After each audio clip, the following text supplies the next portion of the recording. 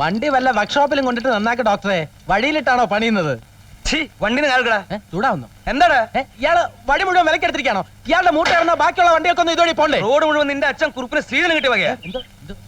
ഓടെ കുഴിയാനെ. എന്റെ തന്തയ്ക്ക് പറഞ്ഞുണ്ടല്ലോ. തന്തക്കല്ല തന്തയുടെ തന്തയ്ക്ക് വിളിക്കും. ഉടക്കാൻ വരുന്നു. നിന്നെ കുറച്ച് നാളായി ഞാൻ കാണാൻ കാത്തിരിക്കായിരുന്നു. പേപ്പട്ടി കുത്തിക്കണ മരുന്ന് കുത്തി നിന്നെ കൊല്ലി ഞാൻ.